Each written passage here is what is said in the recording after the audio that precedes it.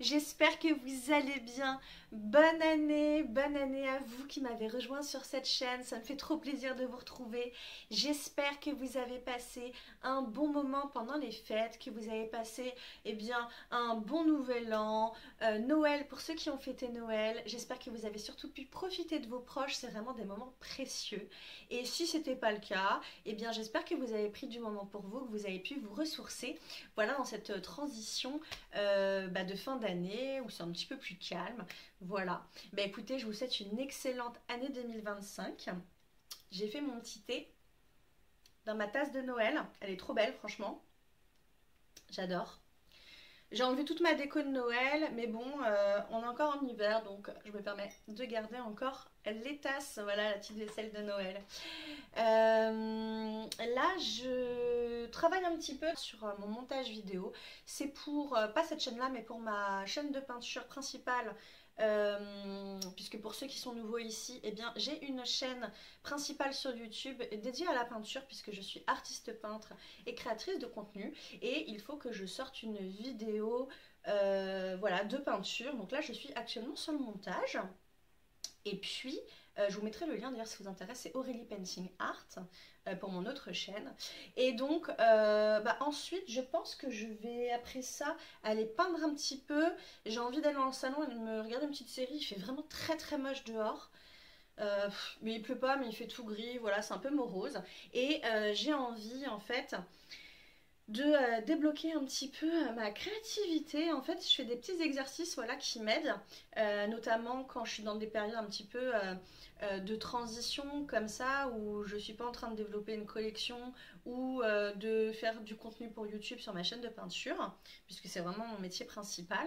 Je fais des exercices voilà, pour savoir un petit peu où je vais aller. Donc c'est où je dessine beaucoup. Là d'ailleurs je me suis mise au dessin de nu. J'avais fait une vidéo à ce sujet où je vous ai dit que je commençais le dessin de nu. Donc j'ai fait... j'ai pas le carnet ici. Attendez, j'ai peut-être le carnet.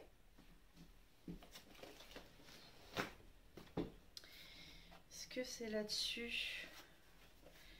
Alors... Voilà. Ça c'est d'autres choses que j'avais fait, c'est pas du tout ça. Ça c'est mon aquarelle.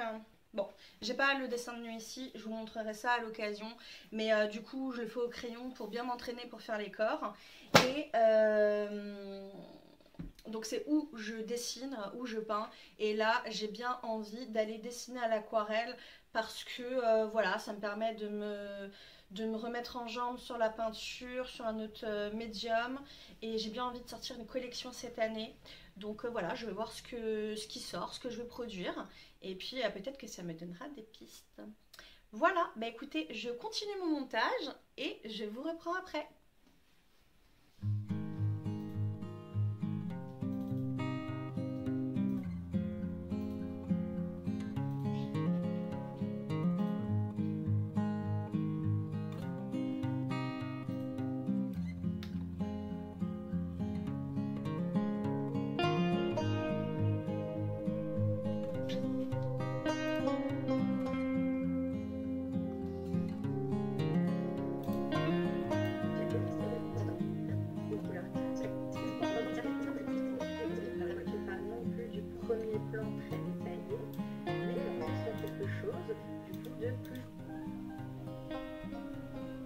Maintenant je passe à ma vue de près. Donc là c'est pareil, je me prends pas tellement la tête sur les coups de pinceau, je fais pas quelque chose de super net.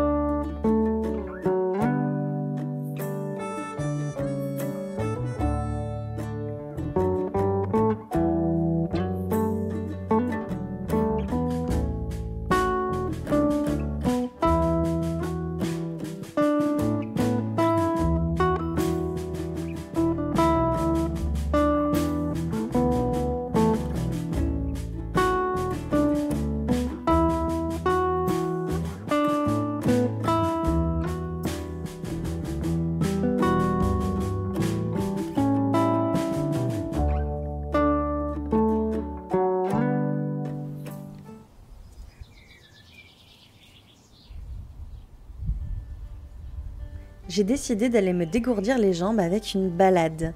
Il fait très froid aujourd'hui, je me suis hyper bien couverte, écharpe, bonnet de rigueur et des bonnes chaussures pour ne pas avoir froid.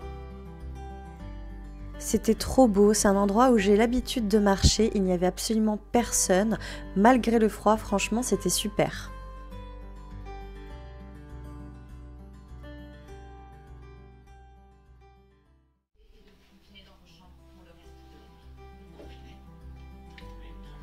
En rentrant, j'en profite pour enlever les tout derniers éléments de déco de Noël que j'avais oubliés.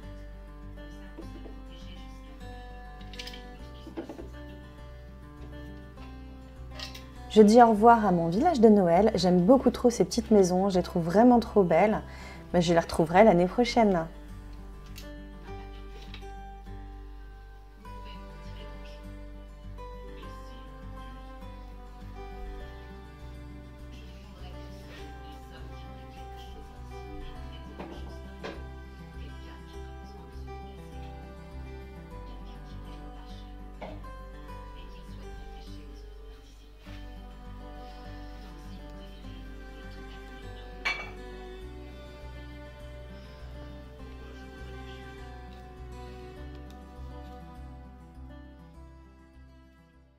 Recoucou, on se retrouve pour mes lectures puisque je vous avais parlé de deux livres que je devais lire, des Cozy Mystery, et en fait je les ai lus, donc je vais vous dire ce que j'en ai pensé.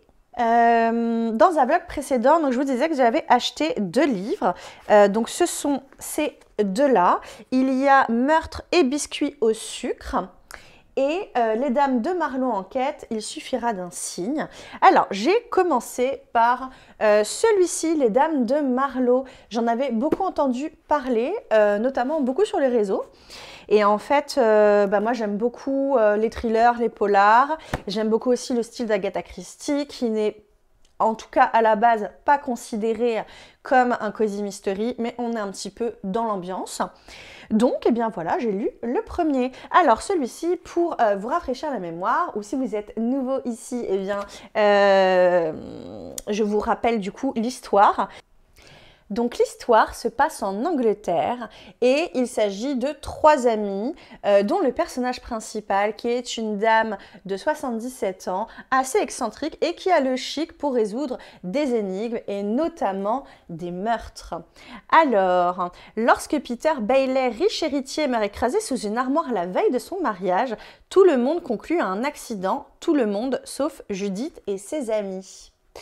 Alors, ce que j'ai pensé de ce livre, j'ai beaucoup aimé en fait l'intrigue, puisque en fait ce qui se passe c'est que la pièce où se trouve le cadavre a été fermée à clé, pas de traces d'effraction, pas de traces du tueur, la porte est fermée à clé de l'intérieur puisque les clés sont dans la poche de la personne, dead. Donc, du coup, c'est une intrigue un petit peu à le mystère de la chambre jaune. Voilà, pour ceux qui l'ont lu, c'est hyper intéressant puisque, se pose la question, s'il y a eu meurtre, comment a fait le tueur pour s'échapper, comment est-ce qu'il est rentré, ou comment a-t-il pu sortir d'ailleurs. Donc ça, j'ai trouvé ça super bien. C'est un genre que j'ai déjà lu plusieurs fois, sur ces intrigues de ce genre-là. Et donc ça vraiment j'ai trouvé ça très sympa. J'ai beaucoup aimé aussi les personnages principaux. Les trois amies ont vraiment chacune leur personnalité. Il y avait des moments où c'était assez drôle. Et puis je trouve qu'aussi au niveau du dénouement, c'est pas trop facile. C'est-à-dire que j'avais ma petite idée concernant le coupable, mais j'avoue que j'ai tardé à trouver quand même. Donc voilà, c'est bien ficelé. Ce n'est pas trop simple. Et que dire, ce qui m'a un petit peu moins plu par contre dans ce livre, c'est que je trouve que ça manquait un peu de description. Alors, je suis pas du genre à aimer les livres remplis de descriptions assommantes, mais je trouve que les descriptions, ça aide quand même à rentrer dans l'histoire, en tout cas à rentrer dans l'ambiance. Voilà. Si on décrit la ruelle, l'ambiance, la manière dont sont habillés les personnages, ce qu'ils pensent réellement au fond d'eux, voilà, tout ça, je trouve que c'est des petites choses chose qui manque. Après, bon, le livre est petit. Il fait à peu près 400 pages. Donc voilà, c'est très très facile à lire. Mais voilà, moi, il m'a manqué un petit peu des descriptions pour plus m'immerger dans l'ambiance voilà, de l'histoire. C'est l'Angleterre. Moi, j'adore vraiment l'Angleterre. C'est vraiment mon truc. Donc voilà, il y avait vraiment une ambiance british, mais il manquait un petit peu, à mon goût, de description là-dessus. Mais en tout cas, l'histoire est sympa. Donc vraiment, je vous le recommande. Et ensuite, le deuxième livre. Alors celui-ci, Meurtre et biscuits au sucre. Cette fois-ci, l'histoire se passe aux États-Unis. Donc moi, je suis plutôt Angleterre au niveau de l'ambiance des Cozy Mystery, mais j'aime bien également les États-Unis. Et puis là, en plus, c'est hyper sympa parce que ça se passe, voilà, au sein de l'univers d'un café spécialisé dans les cookies. Donc, je trouve ça très, très sympa. Alors, je vais vous lire pareil l'histoire pour se remémorer ce dont ça parle. Donc, au repas de Noël de Lake Eden, l'ambiance chaleureuse tourne court lorsqu'une des convives est assassinée avec le couteau à gâteau. Personne ne pouvant quitter les lieux à cause d'une redoutable tempête de neige. Anna va vite réussir à démasquer le coupable. À peine remise de son enquête, notre chère pâtissière est confrontée à l'installation d'une pâtisserie concurrente tenue par Shonali, sa rivale, auprès de l'irrésistible Mike. Mais lorsque Shona est assassinée, tous les regards se tournent vers Anna. Et oui, puisqu'elle a un mobile, une pâtisserie concurrente vient de s'installer en face de chez elle.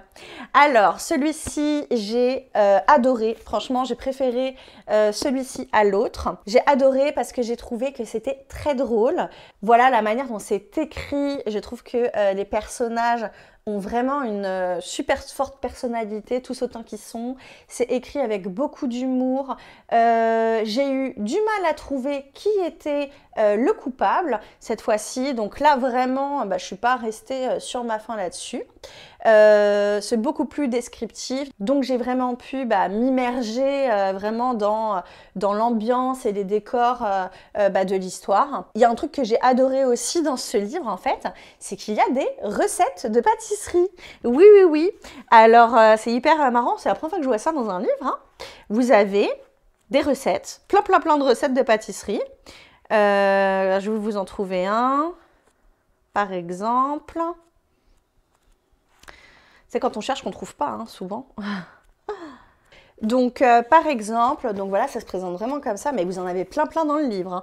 Vous avez par exemple le cobbler du Minnesota, préchauffez votre four à 175 degrés, la grille en position médiane. On vous donne vraiment tous les ingrédients, une demi-tasse de sucre, une cuillère à café de sel.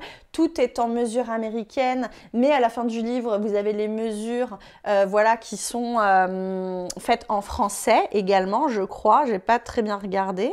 Oui, c'est ça. C'est super, vous pouvez vraiment faire les gâteaux proposés par l'autrice. Donc ça, j'ai trouvé ça génial. Et puis voilà, j'ai aimé vraiment le personnage principal et tous les personnages qui gravitaient autour. Donc vraiment, c'était chouette. Et alors par contre, j'ai été vraiment très surprise parce qu'en fait, il y a 2 histoires dans ce livre. Alors, en fait, c'est pas du tout indiqué. En tout cas, moi, c'est pas ce que j'ai compris quand je l'ai lu. Puis même là, je l'ai relu, j'ai pas compris qu'il y avait 2 histoires. Mais donc, je lis la première histoire, et puis qui n'est pas très grande l'histoire. En gros, c'est pas moite-moite, il y a un petit peu moins. Je crois qu'il y a un tiers du livre pour la première histoire, et le reste, donc c'est la deuxième histoire qui est beaucoup plus longue. Et en fait, j'ai trouvé que la première histoire, le coupable est arrivé un petit peu comme un cheveu sur la soupe. Genre, on nous a tout déballé à la fin de comment a fait le coupable et qui était le coupable et pourquoi il a fait ça. Mais en fait, je trouve que ça manquait de... Pour le coup, la première histoire manquait un petit peu d'enquête. Enfin, il y avait de l'enquête, mais j'ai trouvé, voilà, on nous balance... le résultat du truc, ouais, j'ai été un petit peu sur ma faim sur la première histoire. Par contre, la deuxième, vraiment chouette. Enfin, en tout cas, j'ai vraiment aimé ce livre. Celui-ci, je ne sais pas c'est quel tome, apparemment, il y en a plusieurs. Ah oui, le 6, c'est écrit là. Ça, c'est le tome 6, donc moi, j'en avais jamais lu d'autres. Je pense que j'en rachèterai de cet auteur. que j'ai trouvé chouette. Voilà, c'est une lecture qui est légère, d'ailleurs pour les deux, hein. C'est pas sanglant, c'est ce qu'il faut d'enquête. L'ambiance, que ce soit aux États-Unis ou en Angleterre, est vraiment chouette. Et donc, eh bien, je vous recommande ces deux livres. Et en ce moment, je suis sur le Harry Potter numéro 5, puisque j'avais commencé à faire tous les Harry Potter et je lis pas chaque tome les uns à la suite parce que j'ai pas envie de me lasser. Donc vraiment, je fais, là par exemple, j'ai lu ces deux livres. J'avais lu Harry Potter le mois dernier. Là, je suis en train de lire le numéro 5. Après le numéro 5, j'ai d'autres livres à lire, dont un autre livre. C'est celui-ci. Donc là, c'est aussi un Cozy Mystery. Je l'ai eu à Noël, celui-ci. Étrange Noël à Marcilly. En plus, j'adore l'illustration, je la trouve vraiment trop belle. Donc, à Marquilly, village pittoresque de Sologne, c'est l'agitation. Maxime Novak, le célèbre auteur de thriller, va séjourner au château transformé en maison d'hôte grâce à Vicky, décoratrice talentueuse et enfant du pays. Mais lorsque les premiers flocons commencent à tomber, le sapin de Noël prend feu et les catastrophes s'enchaînent. Une disparition, un empoisonnement, un client mystère, des accusations de sabotage. Trop c'est trop, Vicky décide de mener l'enquête pour sauver ce qu'il reste de Noël. Alors, ça m'a l'air vraiment trop bien, j'ai hâte de le lire. Ça se passe à la période de Noël. Bon, moi ça franchement, ça me fait rien de lire du Noël pour le moment, puisqu'on est quand même en hiver et que je pense qu'on va retrouver l'ambiance hivernale. Évidemment, je m'empressais de le lire parce que c'est pas au mois, je sais pas, de juin que je vais aller lire un livre comme ça. Donc, en tout cas, ça m'a l'air vraiment, vraiment bien. Et aux éditions J'ai lu. Bon, c'est sympa ça. Je vous dirai ce que j'en ai pensé. En tout cas, j'ai vraiment hâte de le lire.